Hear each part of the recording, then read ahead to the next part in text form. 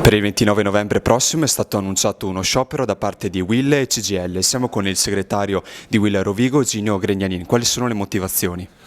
Allora, noi chiediamo a questo governo un recupero del potere d'acquisto dei salari e degli stipendi, perché sono ormai al minimo. Chiediamo di recuperare l'inflazione reale di tutti gli stipendi. Le pensioni, è stata aumentata le pensioni, è una beffa, solamente 3 euro. Noi chiediamo che ci sia un lavoro più sicuro, perché non è possibile che nel 2023 ci siano stati 101 morti sul lavoro in Veneto e 1041 a livello nazionale.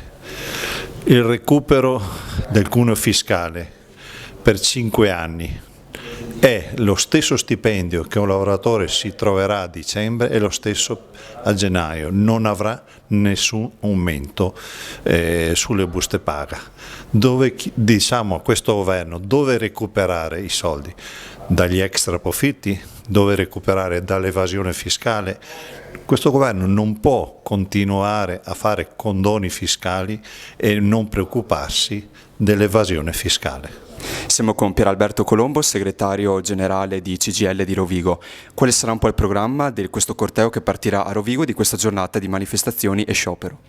Sì, il 29 novembre, come in tutte le piazze d'Italia, anche a Rovigo, faremo in occasione dello sciopero generale una manifestazione con un corteo che partirà alle 9:30 davanti al piazzale della Questura, per arrivare poi fino a Piazza Matteotti, dove si terranno i comizi finali di delegate e delegati di CGIL e UIL, oltre che dei segretari generali e di un segretario nazionale della UIL. Le ragioni dello sciopero sono tutte di merito, nonostante i tentativi di delegittimazione del sindacato da parte di questo governo e i tentativi anche di bloccare lo stesso diritto allo sciopero garantito dalla Costituzione, e attengono alle questioni salariali che in Italia continuano a non essere affrontate per i dipendenti, alle questioni dell'innalzamento delle pensioni future per i giovani.